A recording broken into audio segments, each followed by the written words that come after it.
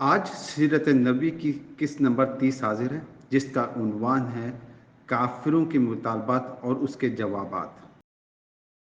ایک مشرک کہنے لگا، آپ اسی طرح کھانا کھاتے ہیں جس طرح ہم کھاتے ہیں، اسی طرح بازاروں میں چلتے ہیں جس طرح ہم چلتے ہیں، ہماری طرح ہی زندگی کی ضروریات پوری کرتے ہیں، لہذا آپ کو کیا حق ہے کہ نبی کہہ کر خود کو نمایاں کریں، اور یہ کہ آپ کے ساتھ کوئی فرشتہ کیوں نہیں اترا جو آپ کی تصدیق کرتا؟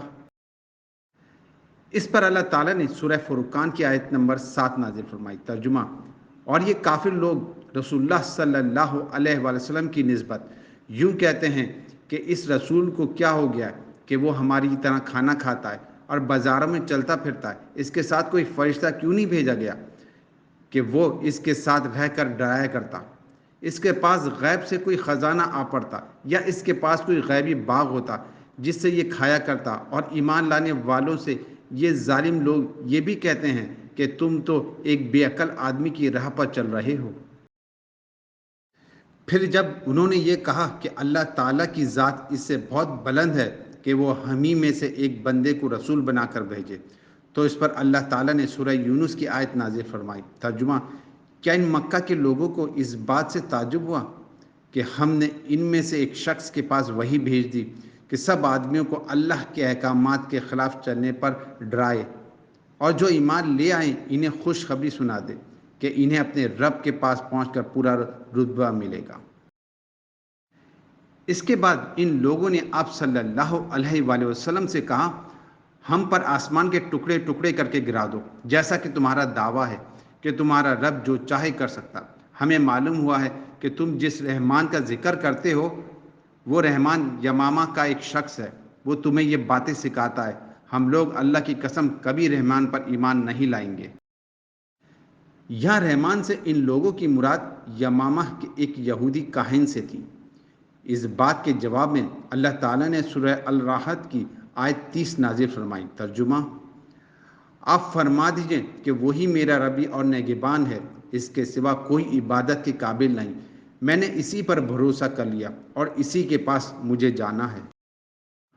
اس وقت آپ پر رنج اور غم کی کیفیت طاری تھی، آپ کی عین خواہش تھی کہ وہ لوگ ایمان قبول کر لیں، لیکن ایسا نہ ہو سکا، اس لیے غمگین تھے۔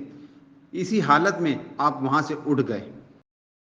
مشرکین نے اس قسم کی اور بھی فرمائشیں کی، کبھی وہ کہتے صفا پہاڑ کو سونے کا بنا کر دکھائیں، کبھی کہتے سیڑھی کے ذریعے آسمان پر چڑھ کر دکھائیں اور فرشتوں کے ساتھ واپس آئیں۔ ان کی تمام باتوں کے جواب میں اللہ تعالیٰ نے حضرت جبرائیل علیہ السلام کو آپ کی خدمت میں بھیجا۔ انہوں نے آ کر کہا، اے محمد صلی اللہ علیہ وآلہ وسلم، اللہ تعالیٰ آپ کو سلام فرماتے ہیں اور فرماتے ہیں کہ اگر آپ چاہیں تو صفا پہاڑ کو سونے کا بنا دیا جائے، اسی طرح ان کے جو مطالبات ہیں ان کو بھی پورا کر دیا جائے، لیکن اس کے بعد بھی اگر یہ لوگ ایمان نہ لائیں تو پھر سابقہ قوموں کی طرح ان پر ہولناک عذاب نازل ہوگا، ایسا عذاب کہ آج تک کسی قوم پر نازل نہیں ہوا ہوگا، اور اگر آپ ایسا نہیں چاہتے تو میں ان پر رحمت اور توبہ کا دروازہ کھلا رکھوں گا۔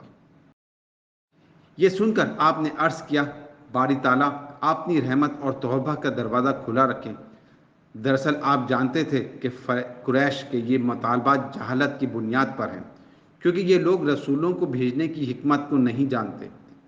رسولوں کو آپ بھیجا جانا تو دراصل مخلوق کا امتحان ہوتا ہے، تاکہ وہ رسولوں کی تصدیق کریں اور رب تعالیٰ کی عبادت کریں۔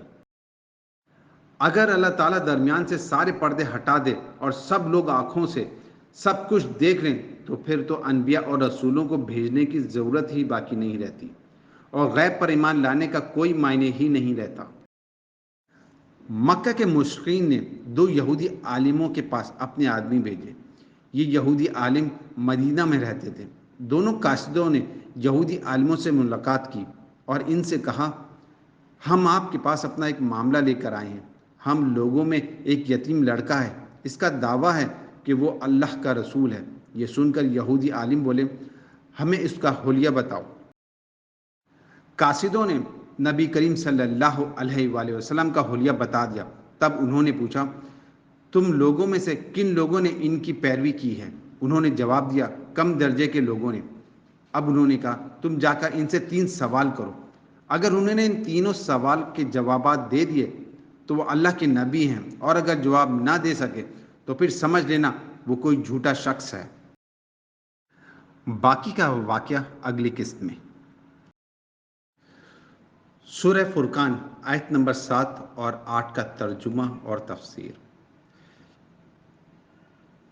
ترجمہ کہتے ہیں یہ کیسا رسول ہے جو کھانا کھاتا ہے اور بازاروں میں چلتا پھرتا ہے، کیوں نہ اس کے پاس کوئی فرشتہ بھیجا گیا جو اس کے ساتھ رہتا اور نہ ماننے والوں کو دھمکاتا، یا اور کچھ نہیں تو اس کے لیے کوئی خزانہ ہی اتار دیا جاتا، یا اس کے پاس کوئی باغ ہی ہوتا جس سے یہ اطمینان کی روزی حاصل کرتا۔ اور ظالم کہتے ہیں تم لوگ تو ایک سیر زدہ آدمی کے پیچھے لگ گئے ہو۔ یعنی اول تو انسان کا رسول ہونا ہی عجیب بات ہے۔ خدا کا پیغام لے کر آتا تو کوئی فرشتہ آتا، نہ کہ کوئی گوشت پوست کا آدمی جو زندہ رہنے کے لیے غذا کا محتاج ہو۔ تاہم اگر آدمی ہی رسول بنایا گیا تھا تو کم از کم وہ بادشاہوں اور دنیا کے بڑے لوگوں کی طرح ایک بلند پایہ ہستی ہونا چاہیے تھا، جسے دیکھنے کے لیے آنکھیں ترستے اور جس کے حضور بازیابی کا شرف بڑی کوششوں سے کسی کو نصیب ہوتا، نہ یہ کہ ایک ایسا عام آدمی خداوند عالم کا پیغمبر بنا دیا جائے جو بازاروں میں جوتیاں چٹکھاتا پھرتا ہو۔ بھلا اس آدمی کو کون خاطر میں لائے گا جسے ہر راہ چلتا روز دیکھتا ہو اور کسی پہلو سے بھی اس کے اندر کوئی غیر معمولی پن نہ پاتا ہو؟ بالفرض دیگر ان کی رائے میں رسول اللہ کی ضرورت اگر تھی تو عوام الناس کو ہدایت دینے کے لیے نہیں بلکہ عجوبہ دکھانے یا ٹھاٹ باٹ سے دھونس جمانے کے لیے تھی۔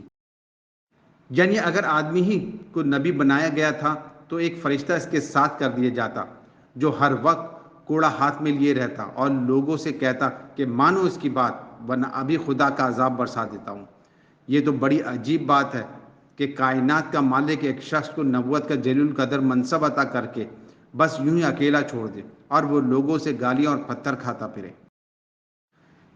یہ گویا بدرجہ آخر ان کا مطالبہ تھا کہ اللہ میاں کم از کم اتنا تو کرتے کہ اپنے رسول کے لیے معاش کا کوئی اچھا انتظام کر دیتے۔ یہ کیا ماجرا ہے کہ خدا کا رسول ہمارے معمولی رئیسوں سے بھی گیا گزرا ہو، نہ خرچ کے لیے مال میسر، نہ پھل کھانے کو کوئی باغ نصیب، اور دعویٰ یہ ہے کہ ہم اللہ رب العالمین کے پیغمبر ہیں۔ یعنی دیوانہ اہل عرب کے نزدیک دیوانگی کے دو ہی وجہ تھی، یا تو کسی پر جن کا سایہ ہو گیا ہو یا کسی دشمن نے جادو کر کے پاگل بنا دیا ہو۔ ایک تیسری وجہ ان کے نزدیک اور بھی تھی، اور وہ یہ کہ کسی دیوی یا دیوتا کی شان میں آدمی کوئی گستاخی کر بیٹھا ہو اور اس کی مار پڑ گئی ہو۔ کفار مکہ وقتاً فوقتاً یہ تینوں وجہ نبی کریم صلی اللہ علیہ وسلم کے مطابق بیان کرتے تھے۔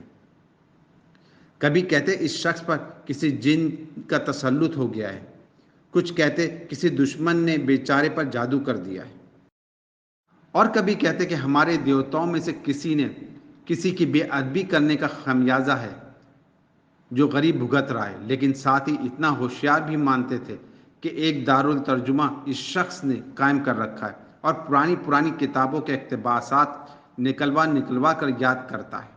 مزید برآں وہ آپ کو سحر اور جادوگر بھی کہتے تھے، گویا آپ ان کے نزدیک مسحور بھی تھے اور ساحر بھی۔ اس پر ایک اور رد شاعر ہونے کے تہمت کا بھی تھا۔